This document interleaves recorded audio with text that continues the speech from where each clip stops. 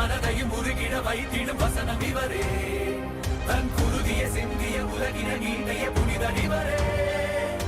இதுவரை உலகினில் ஒருவரும் செய்திட அற்புதம் இவரே. மனிதனின் மதிகளை தெளிவுற செய்கிற